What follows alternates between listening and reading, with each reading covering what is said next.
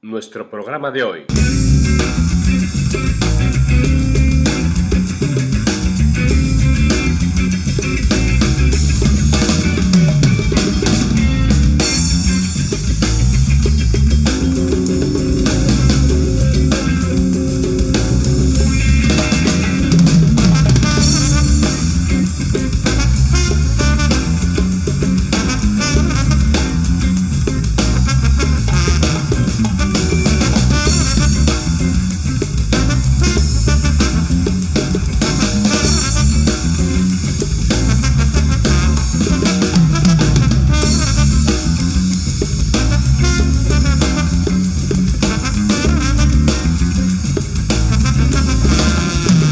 Televisión por cable. Esto es primera llamada, primera llamada, primera.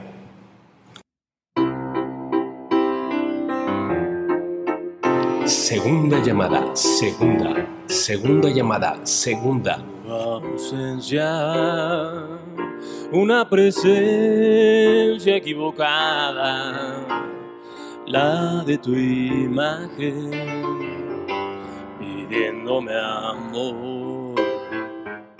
Tercera llamada. Comenzamos. Esto es Radio Maroma y Teatro, el programa en el que los artistas hacen grandes peripecias para hacer del ser la manera de ser.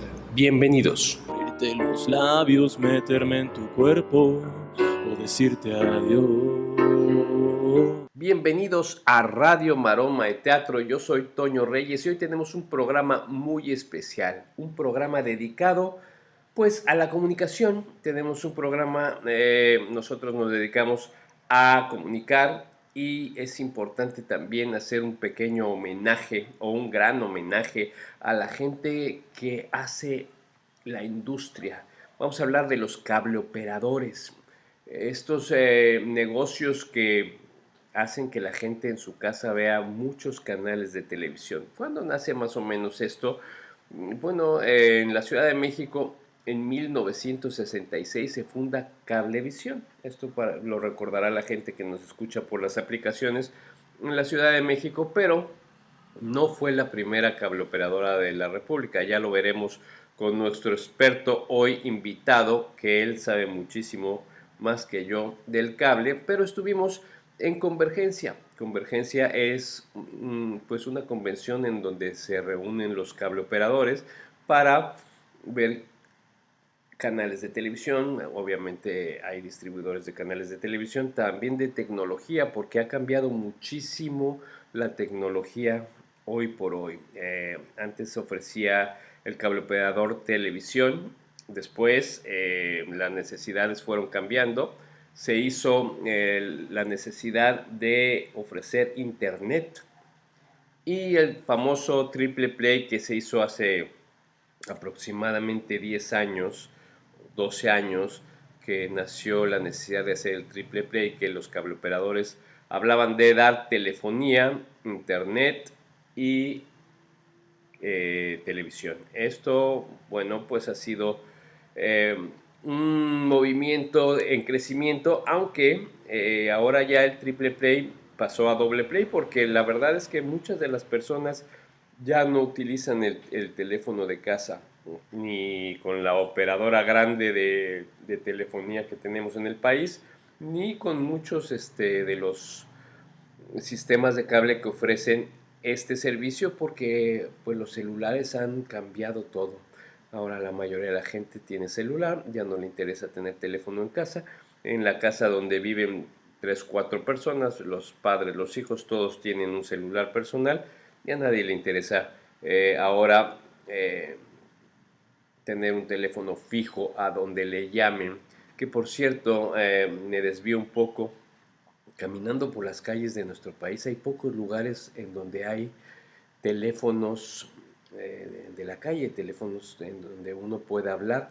La mayoría no funcionan. Me topé por ahí de la colonia Roma que hay unos teléfonos que sí funcionan, son de monedas y deberían seguir existiendo, porque cuántas veces uno pierde el celular y pues necesita hablar. Pero bueno, no me desvío mucho de este programa porque pues tenemos que hablar de la televisión, de qué son los cableoperadores, cómo trabajan, cómo funcionan, desde cuándo empezaron, y vamos a hablar también un poco de la televisión, recordar nuestro programa de la historia de la televisión para irnos un poquito a la profundidad de este programa, de este tema, y vamos a tener a un gran invitado. Ya se los dije, pues se los repito. Pero antes, si ustedes viven en Quintana Roo, tienen que saber esta información para estar bien informados. Soy Miguel Aquino y te invito a que me acompañes de lunes a viernes de 3 a 4 de la tarde en Agenda QR a través de Akumal 105.5 de la FM. Le tendremos el mejor análisis de los temas más importantes que hoy son agenda en el estado y el país. Queremos escuchar su voz y sobre todo estar cerca de usted. Akumal 105.5 Agenda QR, un espacio diseñado especialmente para usted, con Miguel Aquino. Pues ahí está la información para que usted esté bien informado. Pues bueno, retomando el tema de la televisión, quisiera tomar un poquito del programa de la televisión yendo al baúl de los recuerdos, porque nuestro invitado de hoy, Alfonso Guerrero, que es especialista en la televisión, estuvo con nosotros también en ese programa, y recordar un poquito de lo que estamos hablando. Al final del día, los cableoperadores pues dan una oferta de televisión. Vamos a escuchar un poquito, incluyendo la entrada con Topollillo, que me encantó, que realmente fue uno de los grandes íconos de la televisión latinoamericana. Cuando salgo del colegio veo la tele. Cuando salgo del colegio veo la tele. Pero siempre antes hago los deberes. Pero siempre antes hago los deberes. Con café, con leche en media luna. A la tele no la cambio por ninguna. Y bueno, justamente hablando de la televisión, yo soy de la generación que creció con la televisión. Esta generación que le tocó los inicios, bueno, no tanto los inicios de la televisión, pero sí la televisión ya armada, pero todavía con televisión en blanco y negro, programas en blanco y negro, programas hechos en estudio. Me acuerdo mucho del Club del Hogar, por ejemplo. El Club del Hogar fue un programa muy interesante, un programa hecho en estudio, en donde la publicidad se hacía con cartones. Hacían cartones y así anunciaban los productos, ¿no? El aceite, cualquier producto que se anunciaba. De esta manera vivía el Club del Hogar, por supuesto, y la televisión, esto aparte de los anuncios. Tenemos un programa muy especial, vamos a aprender mucho sobre la televisión y vamos a disfrutar muchos grandes momentos que hemos tenido con la televisión. Y nos va a platicar un poco Alfonso Guerrero sobre la historia de la televisión. Alfonso Guerrero, que es representante de canales de televisión, publicista, que ha trabajado toda su vida en televisión y realmente es un gran especialista en la televisión. Hola, Toño Reyes. Muchas gracias por tu invitación a Radio Maroma y Teatro. En 1870, un telegrafista, Joseph May, descubre un efecto raro en la luz eléctrica en el selenio. En 1884, el estudiante alemán Paul Nikoff diseña y patenta el primer aparato de televisión, el disco de Nipkow. En 1900 se atribuye al ruso Persky usar la palabra televidenie, que en francés fue televisión, durante la Exposición Universal de París, la de la Torre Eiffel. En 1929, la BBC, una estación de radio estatal, fue la primera estación comercial de la TV. Transmite a una cantante, pero sin sincronía. Primero vieron la imagen y después la oyeron. Ya en 1930, mucho mejor, presentaron la ópera Pirandello, El hombre de la flor en boca. En México, en 1941, Guillermo González Camarena, ingeniero mexicano del Politécnico, obtiene el 14 de agosto una patente por un adaptador cromoscópico simplificado para la televisión. En 1946 establece la primera estación experimental en México, la XE1GC, en su casa de la calle de Abre 74 en la zona rosa. En 1950 se inaugura el primer canal comercial de Latinoamérica en México, el 31 de agosto de 1950, la XHTV, con la transmisión del cuarto informe de gobierno del presidente Miguel Alemán. La gente veía la televisión en las vitrinas de los centros comerciales y en los vestíbulos de los cines. Muchísimas gracias, Alfonso, por este paseo por la historia de la televisión. Y bueno, hay un dato muy interesante sobre esto que acabas de decir al final sobre los cines. Los que hemos tenido la oportunidad de vivir en varios lugares de la República Mexicana, en los pueblitos, por ejemplo, a mí me han platicado lo que determinada persona, o la señora de la esquina, Juanita, tenía su televisión. No todos tenían televisión. Y muchos iban a ver los programas de la televisión. Incluso llegó hasta ser negocio para algunas personas que cobraban 2, 3, 5, 10 pesos, no sé, porque la gente viera la televisión o el partido de fútbol, por ejemplo, ¿no? Y además déjeme decirle a la gente que muchas veces ubicamos en el trabajo de la televisión a los actores, a los conductores, a los productores, a los jalacables, a los camarógrafos, pero la televisión es una industria enorme, es una industria carísima, costosísima, porque está la transmisión, empresas especialistas como la de Alfonso, que se dedica a representar canales de televisión en los sistemas de cable, que son cantidad de sistemas de cable en la República Mexicana, Centro y Sudamérica, que alojan estos canales de televisión para que usted en su casa pueda tener 20, 30, 40, 60 canales de televisión solamente en su sistema de cable por el precio que paga.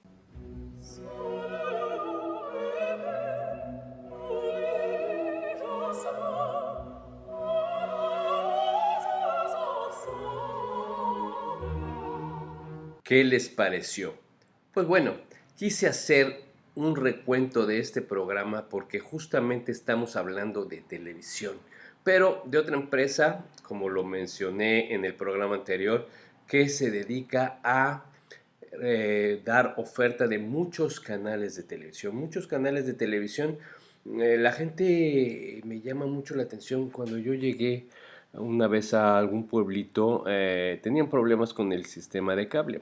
En esa época el cable tenían 450 y tantos de capacidad para meter, no sé, a lo mejor metían unos 60 canales de televisión y ya no tenían más capacidad para hacerlo.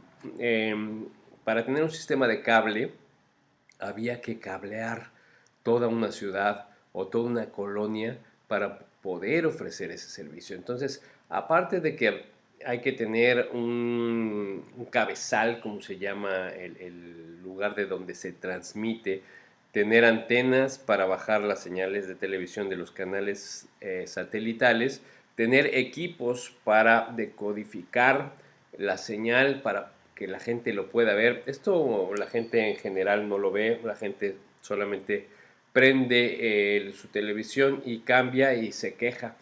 Pero me llamó mucho la atención y también por eso me interesa platicar un poco de esto, aunque ahora hay mucho más información. Esto de lo que les estoy hablando fue por ahí de 2010, pero la gente quería hacer una manifestación y quería quejarse con el gobierno por el mal servicio del sistema de cable. No voy a decir el sistema de cable porque la verdad es que dar este servicio es costoso, es problemático y además caro.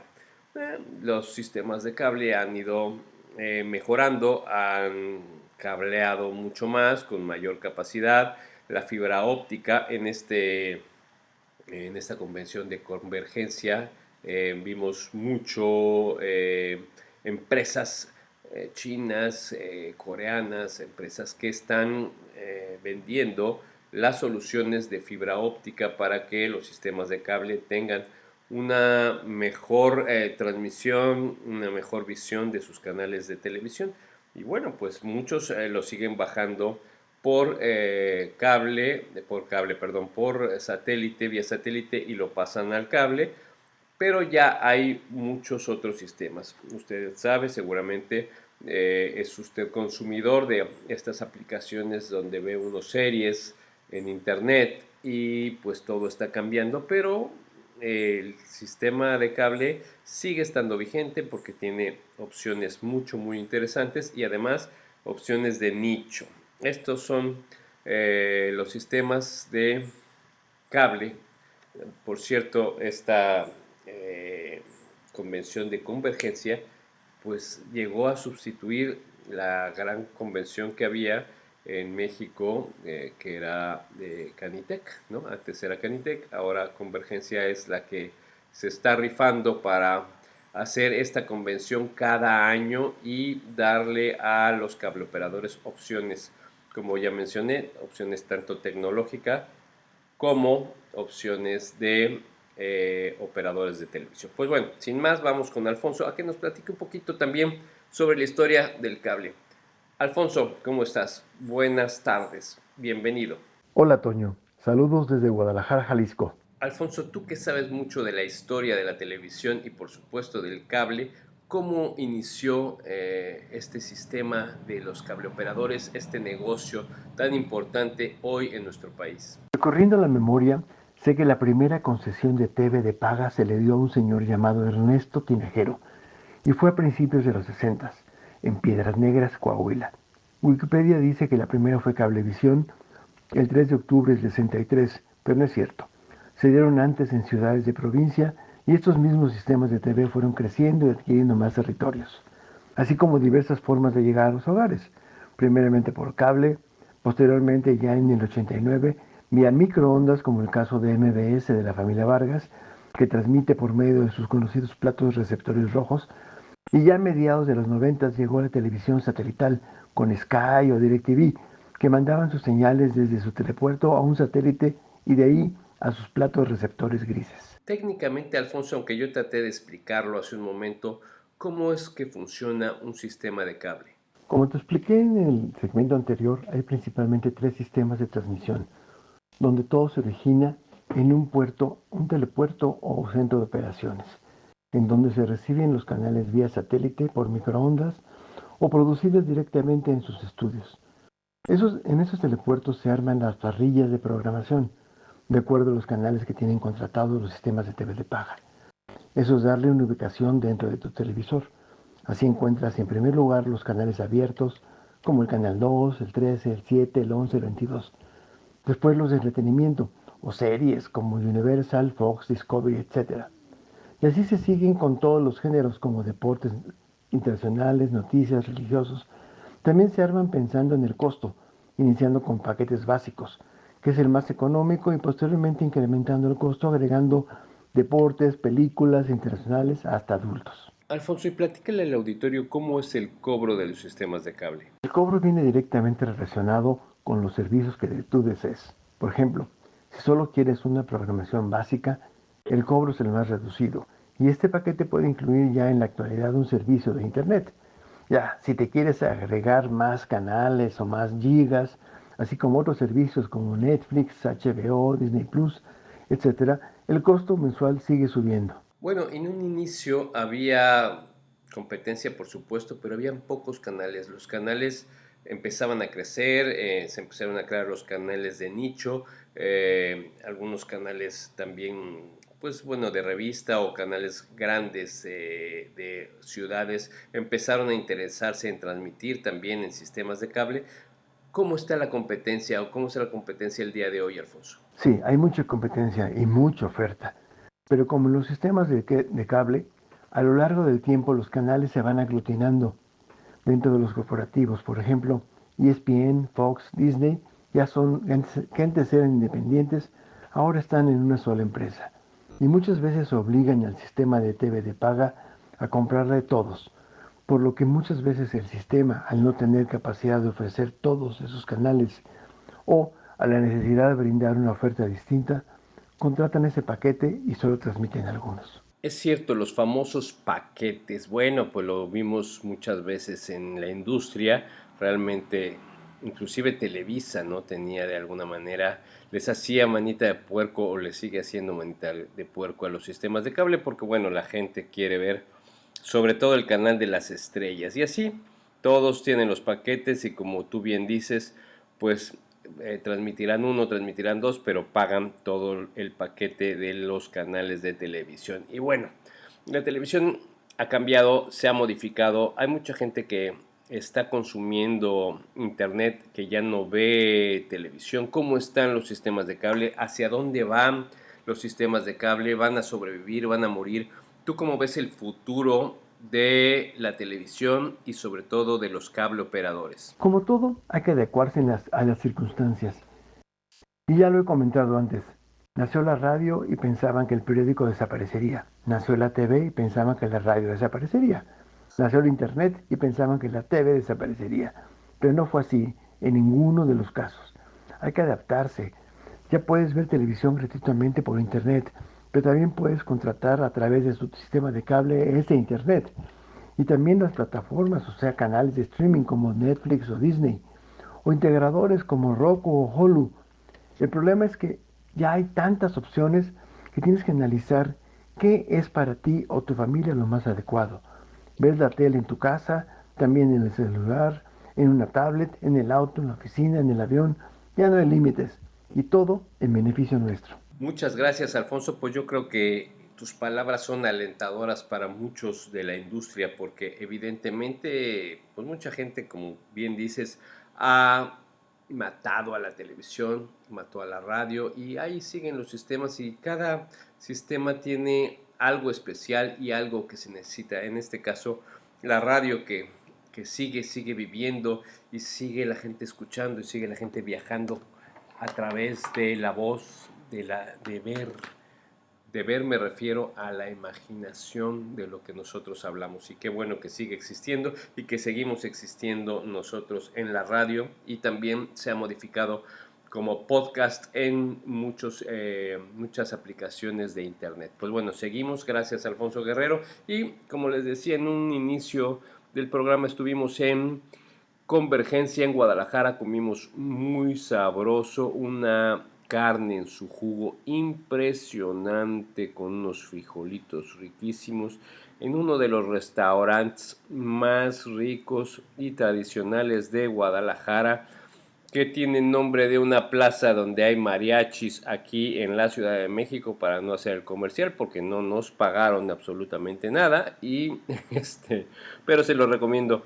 Vaya cuando vaya a Guadalajara, o la gente que nos escucha en Guadalajara seguramente saben de qué hablo y a dónde tiene que ir usted a comer una rica carne en su jugo. Bueno, estuvimos en la convención y vamos a tratar de compartirles algo muy corto. Lo vamos a hacer porque no toda la entrevista, porque en la convención había demasiado ruido, la calidad del audio es bastante malo, pero vamos a platicamos más bien con Carlos López, y que nos platicó sobre la convención y cómo funciona TIM. Pues estamos aquí en Convergencia y vamos a platicar en este momento con Carlos López de TIM.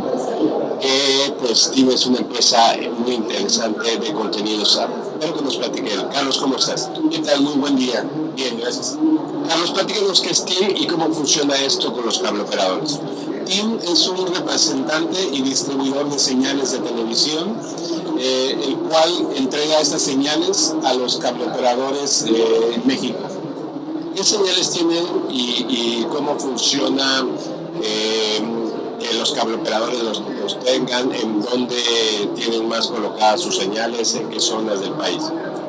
TIM, como tal, lo que hace es representar a los distintos canales que algunos están fuera de México, necesitan un representante a nivel local, y es lo que hacemos nosotros, representarles sobre todo de cara al cableoperador de televisión de paga, que va por suscripción.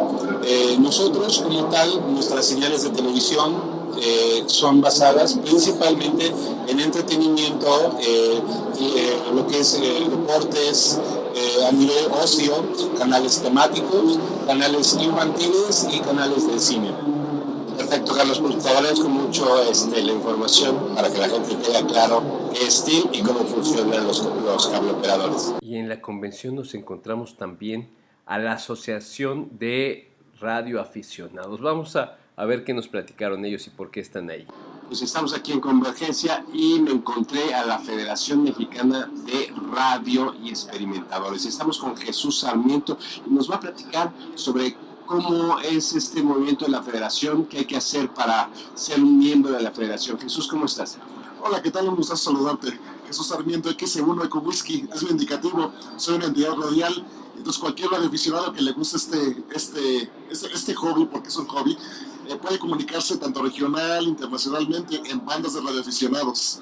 La radiodifusión fomenta la amistad, fomenta la competencia y fomenta la capacidad técnica para transmitir las ondas radiales a muchos lados del mundo.